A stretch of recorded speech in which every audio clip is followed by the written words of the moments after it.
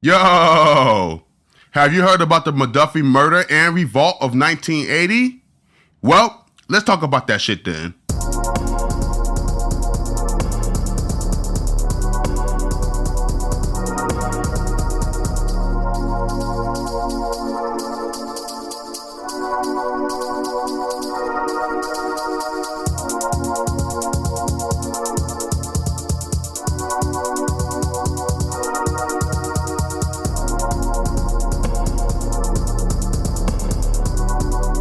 Woo! Hey, we at the bistro.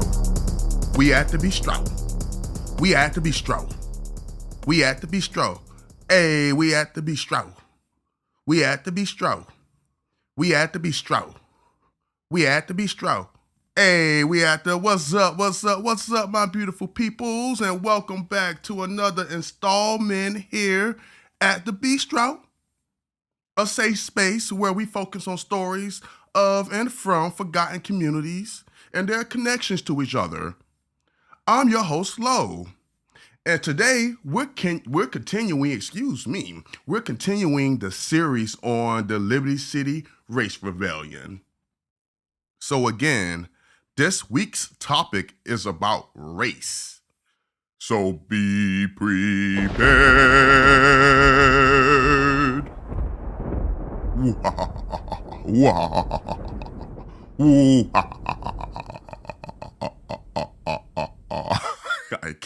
I can't. I'm sorry, y'all. I'm so sorry. Ciao. Anyways, this week we're continuing our Liberty City Race Rebellion series. This is part 2, and this week is about the McDuffie murder and revolt of 1980. So let's go ahead and recap part 1 of Liberty City Race Rebellion, because we have a list of bullshit that led up to the events that occurred in 1968. So we have Jim Crow, the KKK child, systemic racist police policies, say that 5 times fast, child, urban development due to the interstate highway infrastructure that displaced Black residents into densely populated areas. We have outside white ownership in Black communities. We have Cuban defectors from Castro's communist Cuba getting better treatment and benefits than local Black residents. We have the Vietnam War. We also have the baby boomer consumer drug use boom and the beginning of the national law and order policies. This is also an election year, a bevy of different movements, assassinations, the RNC, DNC, slum conditions, unemployment, overpopulation. Child, you name it, it was all there that led up to the race rebellion of 1968. Whew. Child, I think it's about that time again, y'all.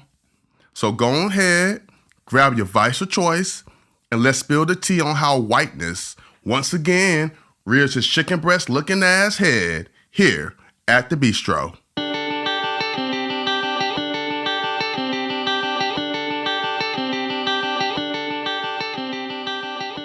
Picture this. More than 11 years after a major rebellion against the mistreatment by their local government, a community has experienced an even greater decline as relations continue to deteriorate with local officials. Unemployment is double the national average, median household income is scraping the poverty line, and the handling of immigration between two different cultures shows the contradiction of policy and further confirming the fears of said community and their feelings of unwantedness. There's also a continued police violence without justice and accountability. This was the case for Liberty City and other Black communities and residents throughout Miami and Dade County after the 1968 race rebellion. So y'all, nothing had changed. I just want to say, for real, nothing had changed. Things had actually gotten worse. And this really led to one of the deadliest race revolts in American history in 1980. And this was after the acquittal of white police officers by an all-white jury for the murder of a former U.S. Marine and a local black insurance agent. His name is Arthur McDuffie. So come along, let's talk about the events that led up to this tragedy next.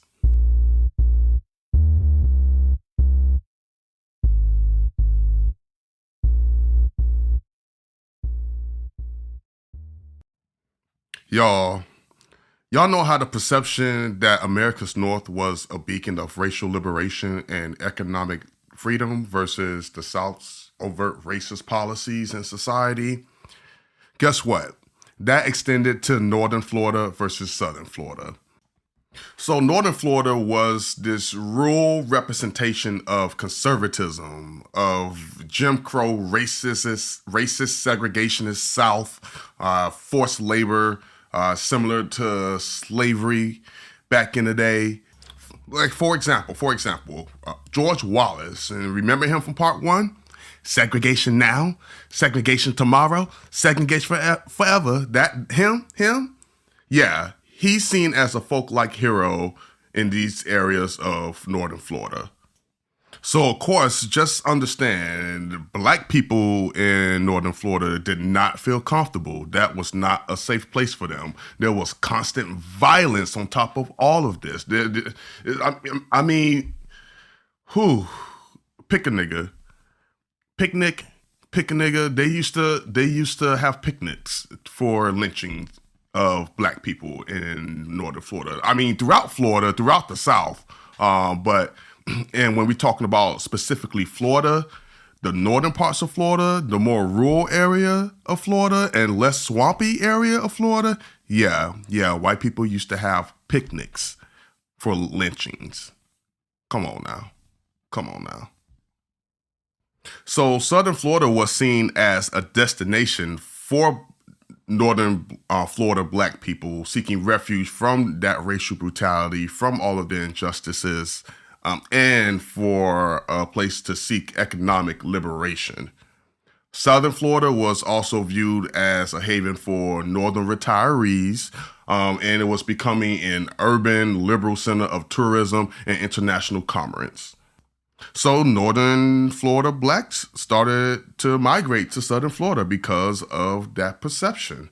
And they were sadly awakened when they understood that it was more of the same except less rural and way more swampy, child. way harder.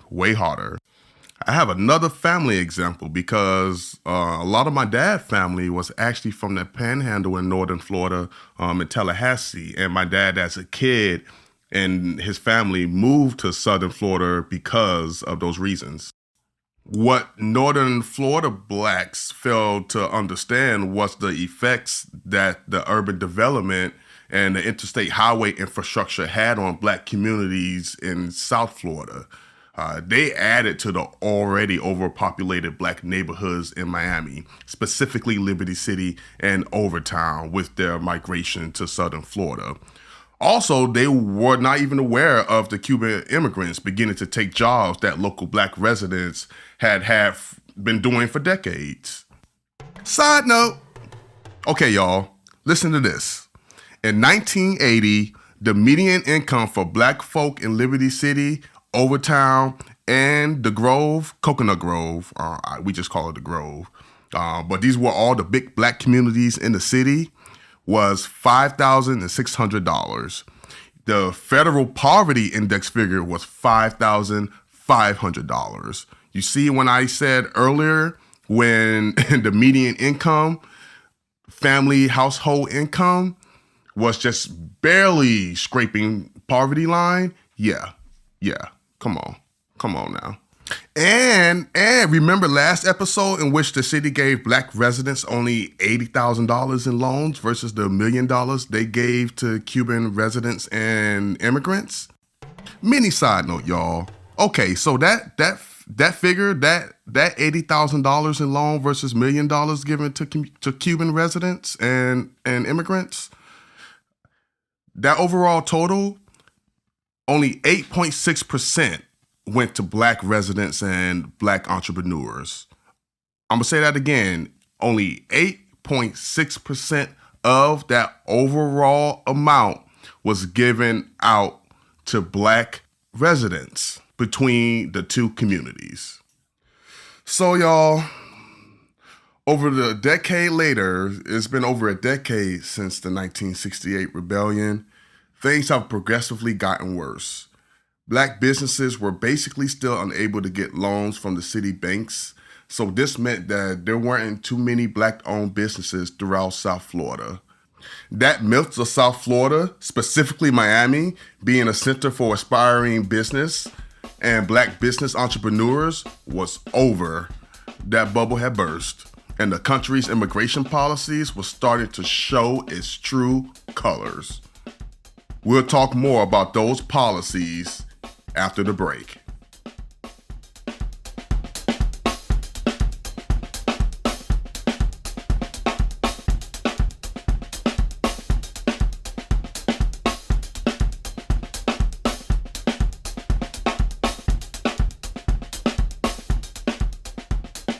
Now, as we mentioned earlier, things in the next decade remain more the same for Liberty City and Black residents in Miami after 1968. This was also true when it came to immigration. The Cuban community, along with other Latin communities in the city, continued to thrive throughout the area. You have the emergence of Kendall and Hialeah, and also the further growth of Little Havana. So Hialeah became its own city in Miami-Dade County in the 90s. And quick side note, Hialeah is the 5th largest city in Florida, with 93% of its population of Hispanic and Latin descent. Now we have the emergence of another group of immigrants in the area, Haitians. Another quick side note, y'all, we're totally going to do a few episodes at some point discussing the history of France, the US, and the UK, and how they all screwed over Haiti and continue to do so, child. Anyways, Black Miamians already knew that their interests weren't being served at any level of government. The US immigration policies for Cubans versus Haitians was another blatant example, y'all. About 30,000 political refugees arrived from Haiti between 1978 and 1980. In the early months of 1980 alone, approximately 20,000 Cubans defected to South Florida. Now, imagine the strain that can put on a local economy. That's over 50,000 new residents in the city in such a short amount of time. But unlike what seemed like the red carpet treatment the white Cubans were given, Haitians were met with true second-class citizenship. No work permits were given to Haitian men or women, no food stamps were available at the time, and few, if any, medical facilities were open to Haitians. In 1979, the Haitian Refugee Center and 8 Haitian individuals filed a class lawsuit against the Immigration and Naturalization Service that Black refugees were systematically denied due process of law upon entering the United States. Haitians who were deported from the U.S. were persecuted, placed in prison, and tortured when they returned to Haiti. There was sworn testimony by several Haitian refugees who had experienced these heinous acts by the island's secret police force. But y'all already knew, the U.S. government did not give a damn about all of that and gaslit the shit out of the lawsuit. They said that the refugees were fleeing economic hardship and therefore were not eligible for asylum. Black Miamians knew exactly what this was. Black folk in general knew what this was. Just another tally mark for the U.S. government not giving a damn about dark bodies. In April 1980, the administering board of the Dade County Community Action Agency approved a resolution requesting President Jimmy Carter to grant political asylum to all Haitians in South Florida. Florida's NAACP president, Charles Cherry, criticized President Carter for using the Black vote to win, but ignoring pleas and the needs of Black Americans and the treatment of Haitian refugees. Let's see. So you have discriminatory policies, Systemic economic racism. We're missing something, right? We're missing something, right? Oh, yes, the police system. The almighty American police system. We'll discuss the McDuffie murder, trial, and rebellion after the break.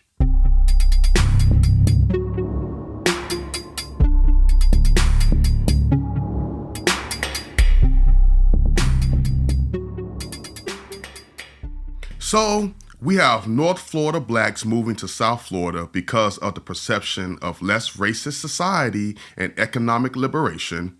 We also have the beginning of the cocaine trade, bringing in a surplus of $7 billion to the city, with the drug lords infiltrating Miami PD and specifically the homicide department. We also have several landmark Florida cases involving the black community and the police that should have went to court, but under State Attorney Janet Reno, that never happened. And trust. We'll be hearing more about Janet Reno in a future episode on this podcast. Trust me, because there's a lot about that bitch, child. A lot, child. And guess what, people? It's another election year. This is 1980. Jimmy Carter is seeking re-election in the midst of a deep recession. He also basically ignored everything that had been going on in Miami. There's still unrest around the country, and Miami has its first Latin mayor trying to navigate all of the issues going on in the city while also attempting to make Miami into a trade portal with South America and the hub for Latin American trade in North America. We also see the country experience the biggest spike of immigration this century. And we also see the dichotomy between America's treatment of these different groups of immigrants. Another side note, y'all, more on what has been occurring nationally around this time. We had American hostages being held at the embassy in Tehran, which is the capital of Iran, and the Soviet Union had also invaded Afghanistan. So with all of this swirling around, it took an event of up to 15 cops beating an unarmed black man to death to ignite the flame of building tensions.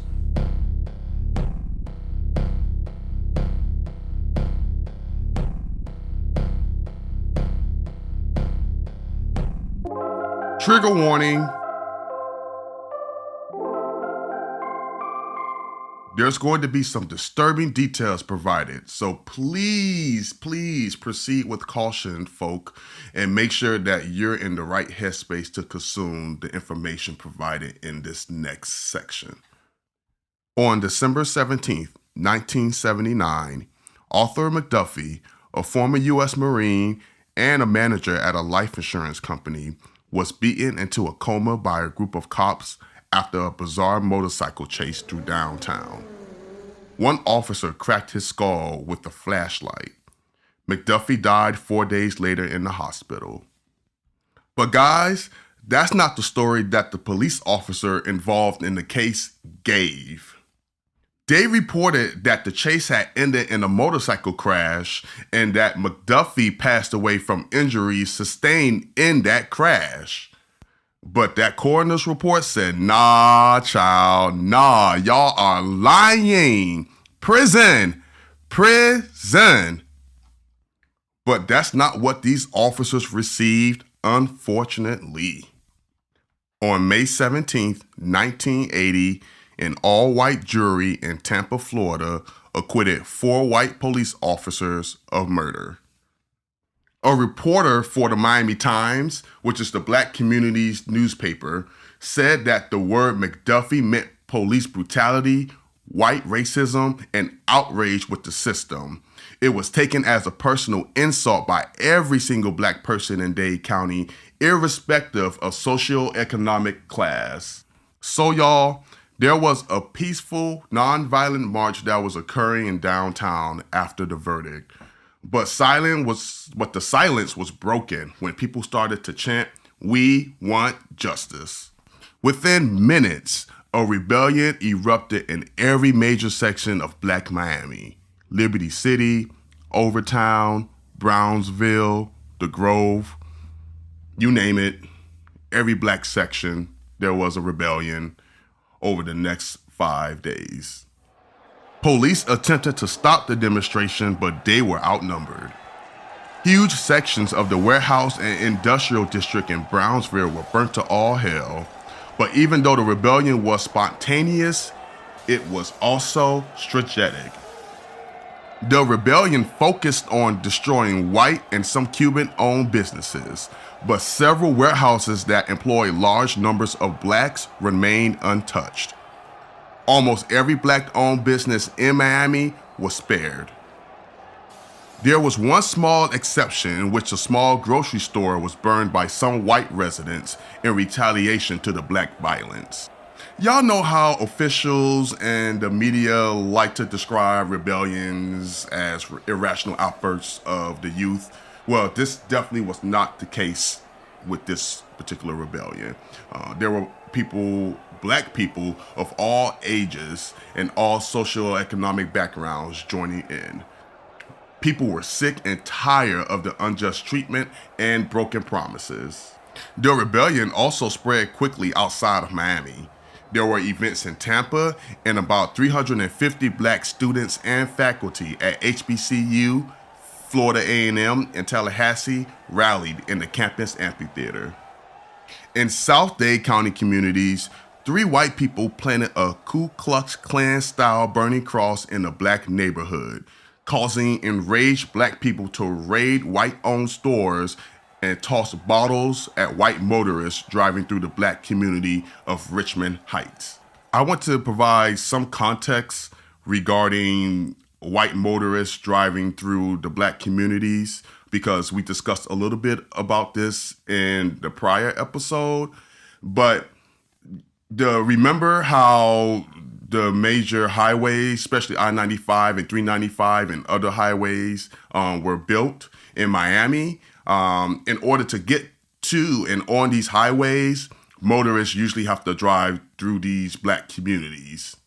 So every day you literally have motorists, specifically white motorists, seeing the conditions of these black communities in the city. Okay, y'all. I'm about to get into more of the gory details of the rebellion, so this is the trigger warning for the next remaining minutes of the episode. After the verdict, 3 young white people drove through Liberty City, were dragged from their car, and beaten to death. One Latino man accidentally struck an 11-year-old black girl and was mutilated. Some youth stopped an elderly Hispanic male and basically burned him alive. Whites cruised through Liberty City in pickup trucks, targeting blacks for murder. They shot a black man standing outside of a bar and 2 other black men in similar fashion. Some white store owners used shotguns and pistols to drive out raiders. Some white people even hired themselves out for $100 a day to protect white-owned property in these black neighborhoods. Several black men were shot under suspicious circumstances by the police. Black looters that were arrested were segregated from white prisoners. And there were also rumors of National Guards providing guns to white property owners. So get this, guys. There was also a well-known police riot as officers destroyed 14 looters' cars and spray-painted "Looter, I am a cheap, no-good looter and thief" on these cars. In mock outrage, Miami mayor suspended 4 of the police officers, in which angry white officers retaliated. The mayor backed down from his suspension 2 days later. And y'all remember in episode 1 when national black leaders tried to come in at the last second and quote-unquote save the day? Child, they tried to do that again. Reverend Jesse Jackson had a well-publicized media event at Liberty City's Caleb Center. I used to do plays and math bowls there, y'all. And only 12 people showed up. 6 of them were TV crew. They all knew that this was brewing and ignored it.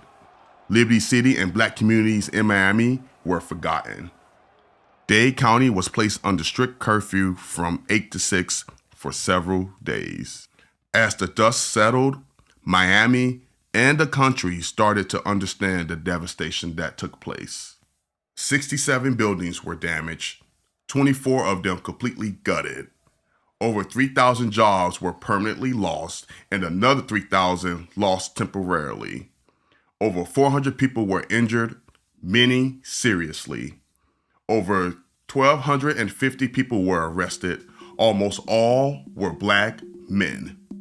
And 18 people had died, 10 black people and 8 white Latin people, concluding the worst race rebellion since the Chicago Rebellion of 1919.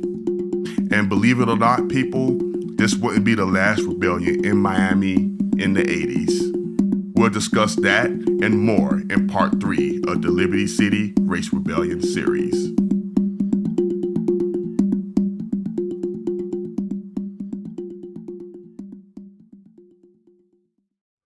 Last side note, guys, this episode could have easily been 3+ hours. There's a lot of information that I could have gone more in depth with.